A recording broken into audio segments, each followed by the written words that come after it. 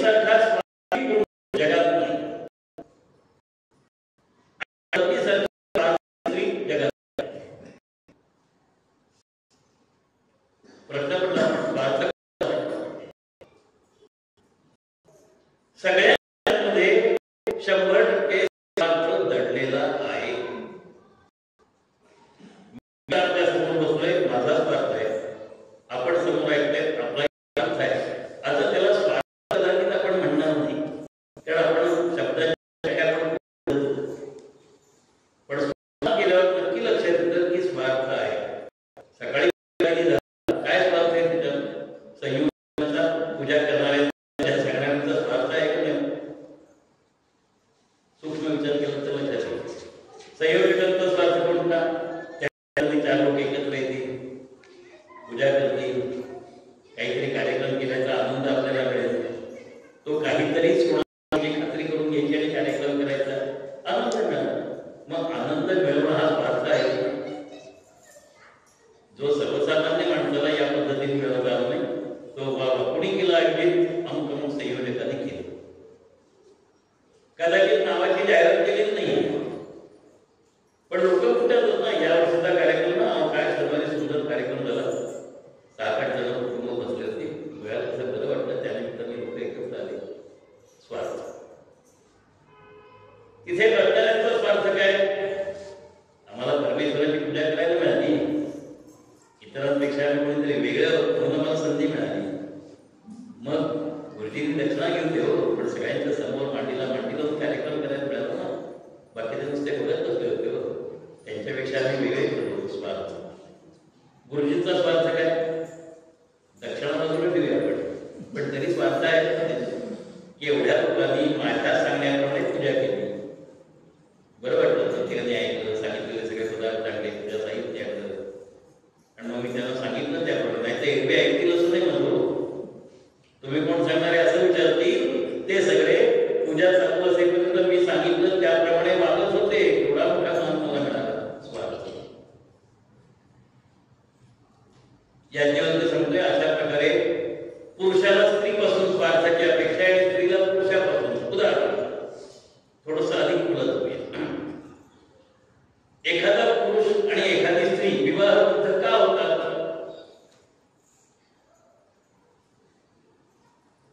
त्या पद्मपुराणामध्ये सुंदर प्रसंग आहे.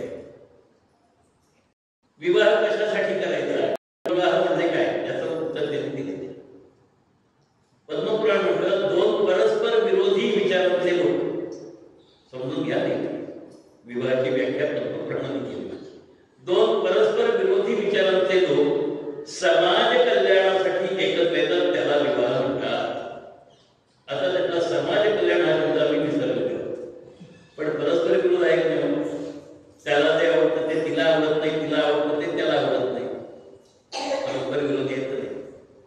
आम्हाला लग्न कळलं 400 माणसांना बोलवायचं होतं, पण बैठकीत 200 माणसांना बोलवायचं ठरलं. विरोधी आहे की नाही?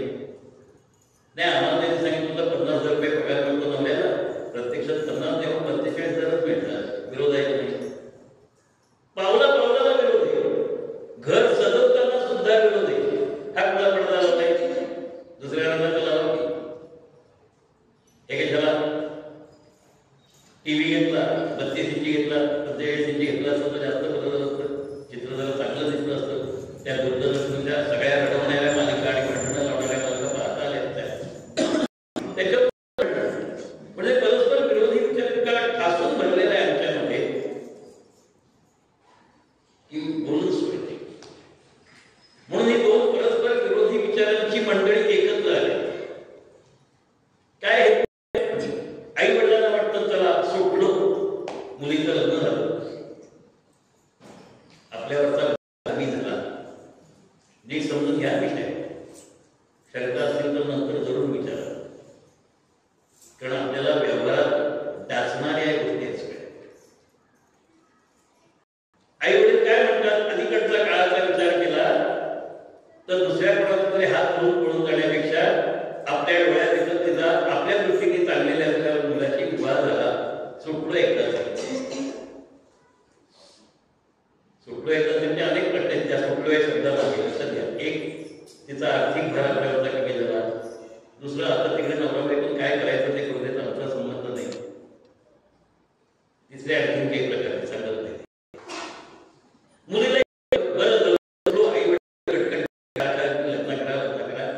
बरं माझ्या पसंत मुलगा काही मिळाला असं नाही, मग ते पसंत करते त्याच्याशी करणं गरजेचं होतं.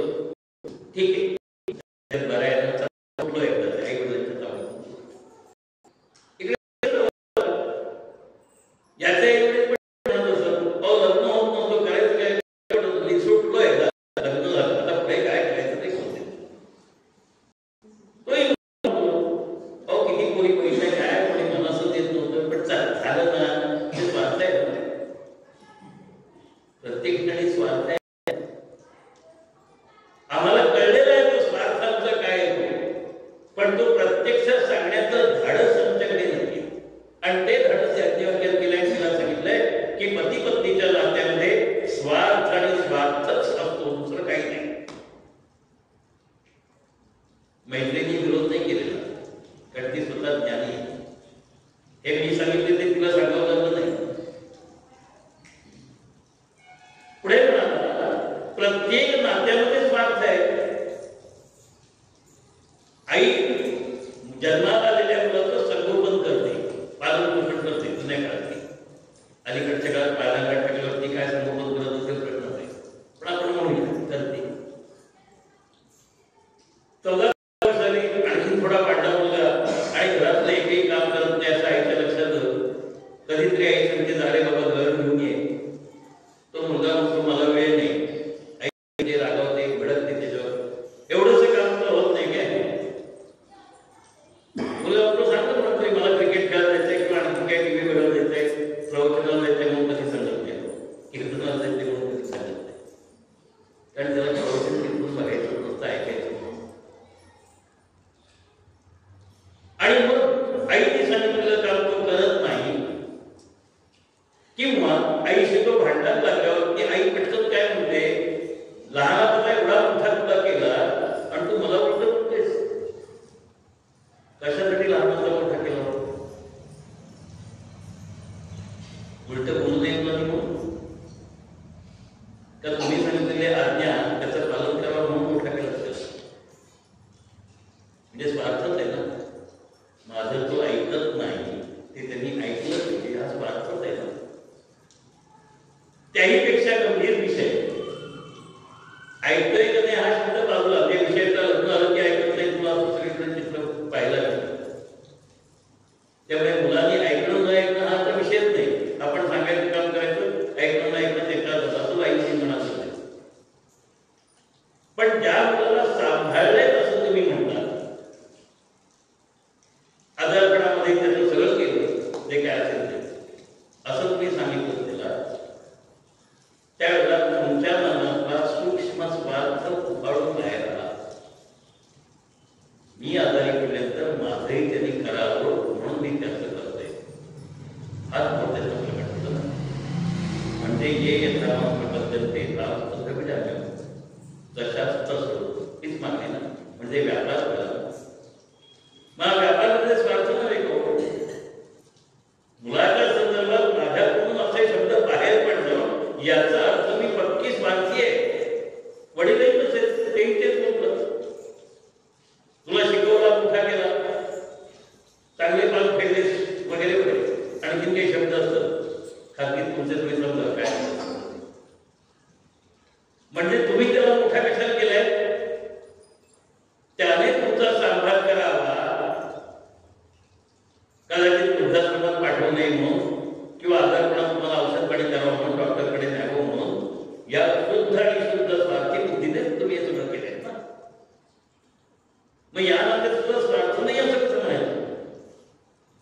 गुरु शिष्याच्या नात्यात सुद्धा स्वार्थ आहे. अलीकडच्या काळात आहे, जुन्या काळातला विषय मला सांगायचं, पण मैत्रीला समजून देते स्वार्थ कुठे आहे. गुरु शिष्याच्या नात्यात सुद्धा आहे. तो कसा आहे, शिष्य ज्या वेळेला गुरुकडे येतो त्यावेळेला गुरुकडनं काहीतरी मिळवायचं असतं म्हणून येतो ना.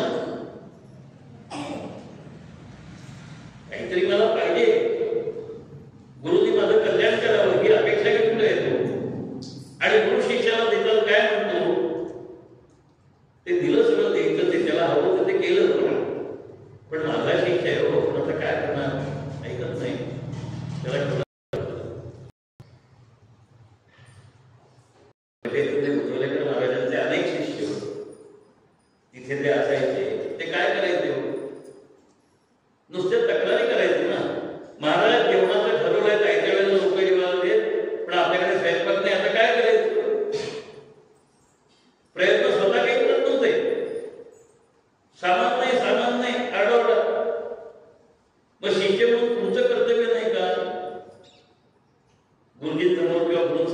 गाडी ठेवणं, या सामानाची आवश्यकता आहे, एवढेच पैसे शिल्लक आहेत, सामान कुठं आणून कसं आपण सांगा.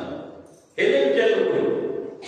प्रत्येकजण काय सांगत होता, अहो जेवायला ऐकायला करणार कसं, वाढणार कुठनं, घरात सामान शिल्लक नाही, सगळे डबे रिकामे आहेत, मग गुरुनी काय करावं, त्याच्यावर कपडी टाकावी आणि सांगावं ते आहे ते वाढावं. सगळ्यांचं भोजन झालं की ती कपडी काढून घेतली की अन्न संपायचं. म्हणजे आम्हाला करावं लागतंय, आम्ही सगळं काम करतोय देखील शिष्य म्हणून, पण जी गोष्ट कमी आहे ती कमी असणारी गोष्ट मिळवण्यासाठी आम्ही काही करणार नाही, गुरुनी करावं लागतं. करू येतं ही स्वार्थीपणाची भावना नाही का त्याच्यामध्ये सुद्धा. म्हणून प्रत्येक ठिकाणी प्रत्येक नात्यामध्ये स्वार्थ आहे. एखादा धनाढ्य माणूस कुत्रा सांभाळतो, त्याला खायला प्यायला घालतो, हे सुद्धा माझ्या घराचं रक्षण करावं हाच हेतू ना. आणि कुत्रा सुद्धा मला गळ्यावर शेपटी हलवणार, त्याच्या हातपाय काढणार, कशासाठी, तुकडा मिळण्यासाठी ना. स्वार्थ नाही असं या जगामध्ये काहीही नाही. आणि म्हणून याच्यामध्ये तिला सांगतोय सगळीकडे स्वार्थ आणि स्वार्थच आहे. मग स्वार्थ नाही म्हणजे पुढचा प्रश्न असता स्पष्टीकरण तर दिलंच पाहिजे. नातेसंबंधामध्ये लोक सृष्टीतल्या कोणाचे झाडाला पाणी का घालतात, फुलं यावी, फळं यावी, आम्हाला ती मिळावी म्हणून. झाड का वाढली, मालकाने आपल्याला पाणी घालावं, त्यांनी फुलं दिली, फळं दिली का, त्यांनी पाणी घालावं. भाषा कळत असेल तर विचारून बघा झाडाला. म्हणजे जगात काय या चतुर्विध सृष्टीतल्या प्रत्येक नात्यामध्ये कोणता ना कोणता तरी स्वार्थ दडलेलाच आहे. मग हा स्वार्थ नसलेलं काय आहे ते मला पाहिजे, त्याला अकृत असं म्हणतात. या स्वार्थाचा कधीतरी नाश होणार आहे. वडिलांकडनं काही संपत्ती मिळावी म्हणून मुलगा प्रयत्न करत असेल तर वडील गेल्यानंतर काही मिळणार नाही, म्हणजे स्वार्थ संपला. पती पत्नीच्या नात्यात एक कोणीतरी गेलं की स्वार्थ संपला. मग या स्वार्थामध्ये जर आम्ही गुंतून राहिलो तर मैत्रीचं मागणं काय आहे, अमृत, म्हणजे ते नाशिवंत नाही, मरण धर्मा नाही असं मला द्या. आता नाशिवंत नाही असं काय ते शोधलं पाहिजे ना. बघावी की प्रत्येक गोष्ट नाशिवंतच आहे हो. कारण मग ते जन्माला आलं त्याचा नाश आहे, ज्याची निर्मिती झाली त्याचा नाश आहे. अलीकडचं अर्थशास्त्र एक गंमत शिकवतं. ते काय म्हणतं, एखाद्या वस्तूमध्ये उपयोगिता निर्माण झाली की त्याचा वापर म्हणून उपयोगिता निर्माण करा. आणि ती उपयोगिता निर्माण झालेली लोकांना करण्यासाठी जाहिरात करा. भारतीय संस्कृती आणि पाश्चात्य संस्कृतीला महत्वाचा फरक आहे, तो थोडक्यात आपल्याला सांगायचा. मागणी नंतर उत्पादन आणि मागणी पूर्व उत्पादन हा तो वादाचा मुद्दा आहे. मागणी येण्यापूर्वी उत्पादन निर्माण करा, लोकांवर बडीवार करा, लोक घेतात, काय पडत नाही. उदाहरणार्थ सगळी शिकलं पाहिजे, तुमची मागणी नसते, पण सगळ्या कंपन्या कोल्ड्रिंक वाल्या गावात प्रत्येक प्रकारचं कोल्ड्रिंक आणून ठेवलंच पाहिजे. लोक आपोआप मागतात, नाही मागणी सोडून दे. पैसा तुमचा कसा काढायचा हे व्यापाऱ्याला कळलं पाहिजे, तर तो चांगला व्यापारी, म्हणून त्याला बनिया असं म्हणताय. हे सगळं नाशिवंत आहे. मला आठवण होते समर्थ रामदास स्वामींच्या आत्मारामे ग्रंथ आहे. शिष्यांनी गुरुकडे मागणं मागितलं असंच, मला आपल्याकडनं ज्ञान आहे. समर्थ रामदास त्याला म्हणाले, तुझ्याजवळ ते नाशिवंत आहे ते देऊन टाक. शब्दशः शिष्याने दिलं आणि पुन्हा प्रश्न विचारला, ज्ञान द्या. म्हणाले शब्द सुद्धा आहेत ना, मला दिलेच राहिले शिष्य. आणि मग 185 वेळचा ग्रंथ पुन्हा भगवान परशुरामांनी 21 वेळा पृथ्वी निक्षत्रिय केली आणि मग ती सगळी पृथ्वी जे मिळवत होते कश्यपाला दान केलं. कश्यपाला दान केल्यानंतर कश्यप म्हणाले, तू सगळं जिंकलेलं मला दान केलंय, आता मला दिलेल्या भूभागाप्रमाणे घुसतावलं काय गमत आहे नाही का? ज्यांनी सगळं याला दिलं त्याला या सगळे तिथे राहून तो चालू ते म्हणाले जातो आणि मग महेंद्र पर्वताला संतराला सांगितलं मला ताकद आहे आणि मोकळ भूमी निर्माण केली. जे जे नाशिवंत आहे ते मला नको आहे. मैत्रीचा विचार आहे जे अमृत स्वरूपाचं आहे म्हणजे त्याला मृत्यूच नाही ते मला दे. आता थोडं या विषयाच्या तत्वज्ञानाकडे घेतो थोडं, कारण ते समजणं महत्वाचं आहे. तत्वज्ञानाच्या प्रांतामध्ये आपण दोन गोष्टी विचारात घेतो, एक आत्मा आणि दुसरं माया. हे सगळं जगत मायोद्भव आहे, जे मायेपासून निर्माण झालेलं आहे असं मायावाद म्हणणारे सांगतात. आद्य शंकराचार्यांचं एक वाक्य सगळ्यांना माहिती आहे या क्षेत्रात विचार करणार, ब्रह्म सत्य जगत मिथ्या. आता ब्रह्म सत्य असेल आणि त्या ब्रह्मापासूनच हे सगळं निर्माण झालं असेल तर सत्यापासून असत्य कसं निर्माण झालं? उत्तर आहे सत्यापासून सत्य निर्माण व्हायला पाहिजे. व्यावहारिक पातळीवर बोलायचं असेल तर आंब्याच्या झाडाला आंबेच लागले पाहिजे, केळी नाही लागणार, कारण ते आंब्याचं झाड. म्हणजे सत्यापासून सत्य निर्माण होत असेल आणि जर मायेपासून जगत निर्माण झालं असं म्हणायचं असेल तर माया ही ब्रह्मापासून वेगळी असं मान्य करावं लागेल. नाहीतर ब्रह्मापासून माया निर्माण झाली असं म्हणायचं असेल तर ब्रह्मापासून असत्य असणारी माया कशी निर्माण झाली आणि असत्य असणारं जगत कसं निर्माण झालं याचं उत्तर द्यावं लागेल. ते उत्तर देता येत आणि म्हणून जिथे अद्वैत वेदांत थांबला, मी टप्पे सांगतो येतात.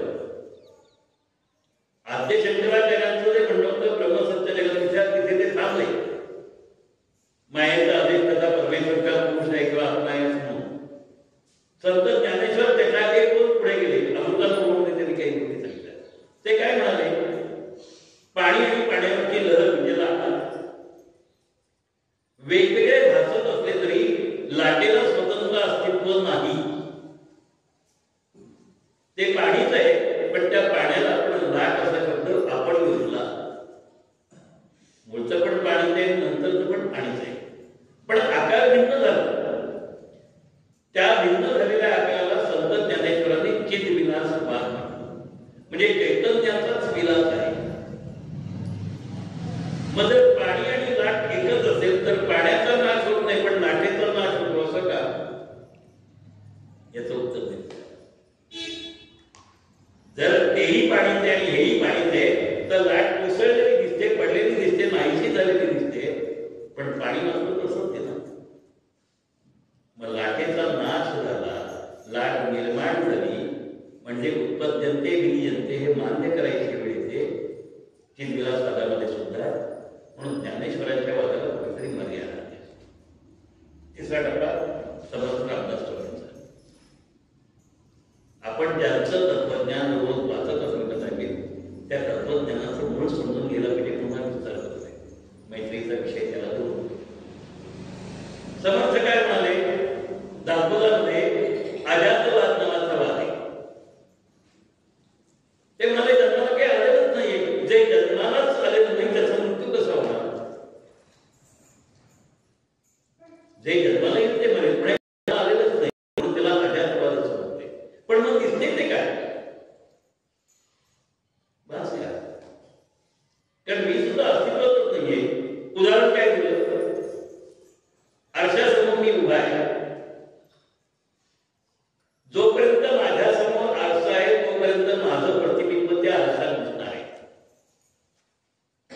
विषय थोडा अवघड आहे. हेच तत्वज्ञान मैत्रीला सांगितलेलं आहे पण ते याज्ञवल्क्यांच्या भाषेत न सांगता अलीकडच्या भाषेत मी आपल्याला सांगतोय. त्यामुळे मूळ विषय बाजूला पडलेला नाही.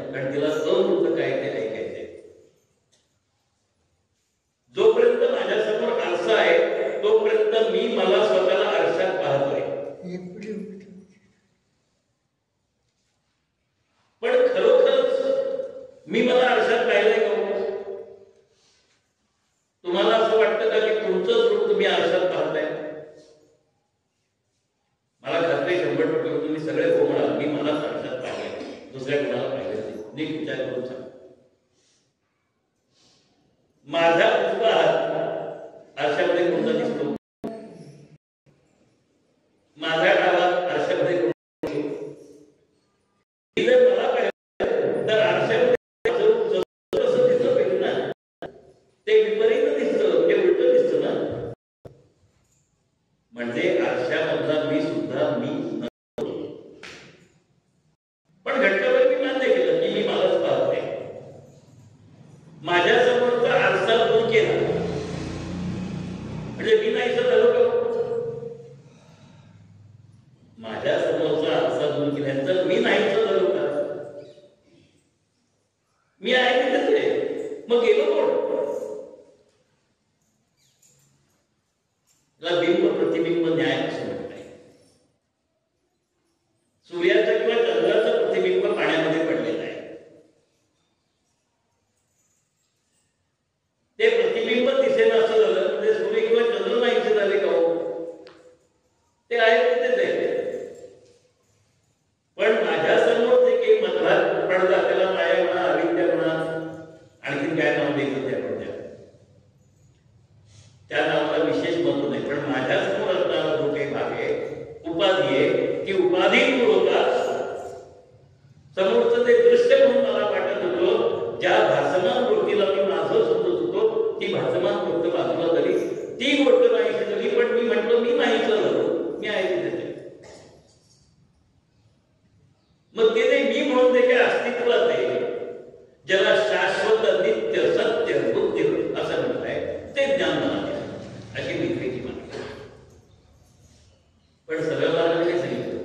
मला आत्मस्वरूपाचं ज्ञान द्यावं. मोठे हुशार.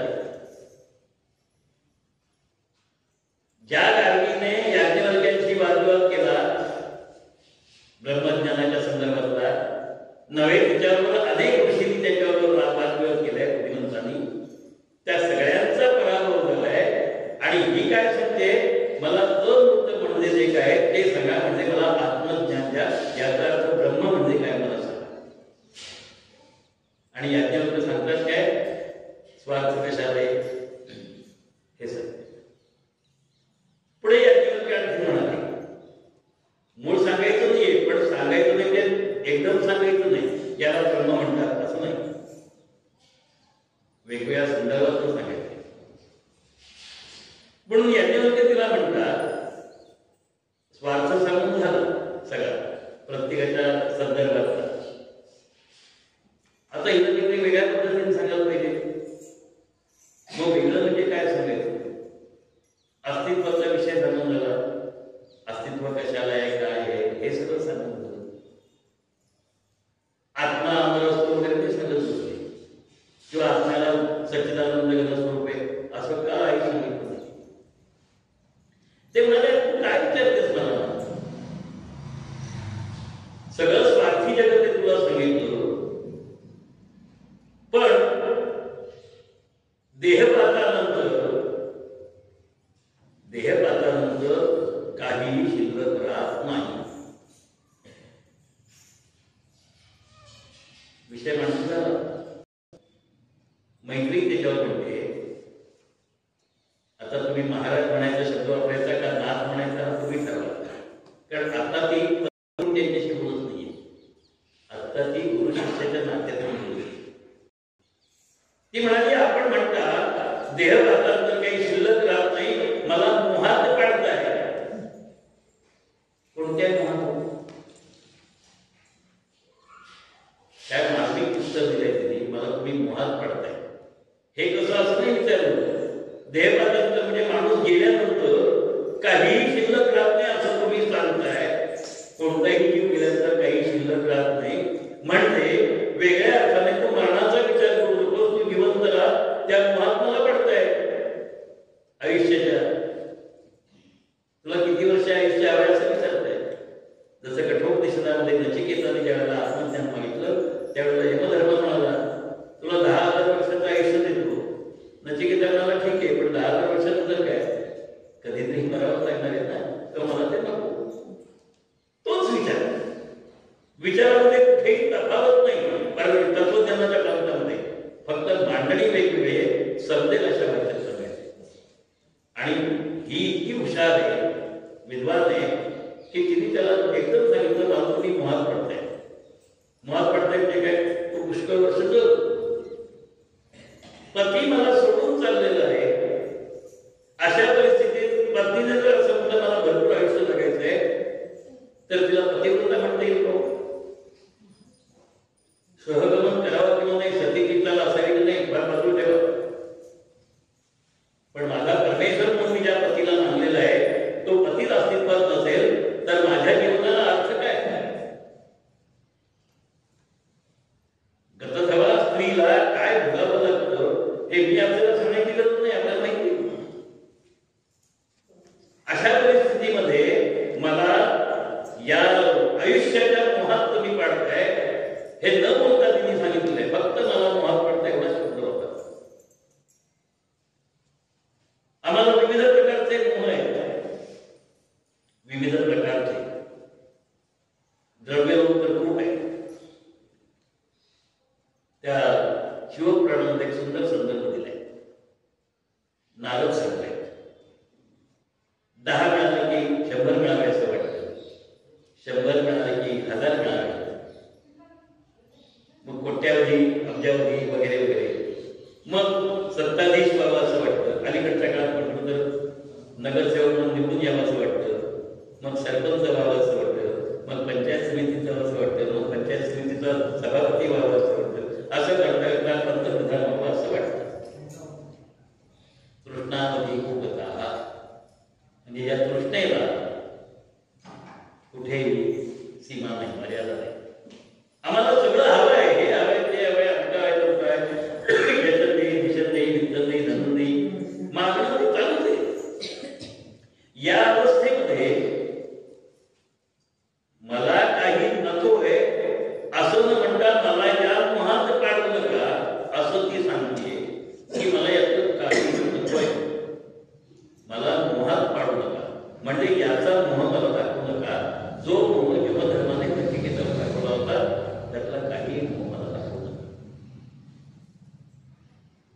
देहपातानंतर काही आहे का मी विचारत नाहीये, पण देह अस्तित्वात आहे तोपर्यंत सुद्धा मला काही नकोय. मला हवंय काय, अमृत म्हणजे काय तेवढंच का सांगून अनुभूती मिळेल असं नाही. कारण काय, त्याची अनुभूतीच नाही. आत्मस्वरूपाची, परमेश्वराची अनुभूती या देहाला नाही. माझ्या विधान आपल्याला धाडसाचं वाटेल, कदाचित आपल्या श्रद्धेला धक्का बसेल. कोणी जर असं म्हणत असेल की आधी परमेश्वर पाहिला तर तसं झालं तर खोटं विधान कोणी करू नये. परमेश्वर या देहाला पाहिला जमणारच नाही, कारण या देहाच्या मर्यादा ठरलेल्या आहेत.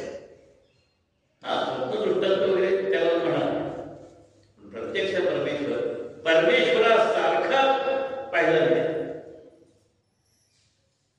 नाथाच्या अभंगात सांगायचं असेल तर गुरु आत्मा परेशु ऐसा दयाचा दृढ विश्वास. म्हणजे आमचा विश्वास आहे की तो परमेश्वरच आहे, पण तो परमेश्वर नाही, तो भासमान आम्हाला दिसलेला भाग आहे. डोळ्यामध्ये मोड घालतो तर एकच पद्धतीने दिसते. दोन्ही कृती म्हटलं तर असत्यच, म्हटलं तर सत्य. फुटलेल्या आरशासमोर मी उभा राहिलो तर त्या प्रत्येक तुकड्यातलं माझं प्रतिबिंब वेगळं असेल, पण बाहेरचा मी आणि तो मी एकच होत ना. कसंही दिसेल, कदाचित किणकिणीत दिसेल, कदाचित ठेंगणा दिसेल, कदाचित नको इतकं उंच दिसेल, कदाचित नको इतकं जाडा दिसेल. कारण त्या आरशाच्या आकारावर, त्या पक्क्या तुकड्यावर मी कसा दिसणार आहे ते. पण मी प्रत्यक्षात कसं आहे, को बारीक, जाडा, मोठा, बारकुटका असं काही नाही. म्हणजे ते समोर दिसणारं दृश्य आरशातलं ते विकृत आहे.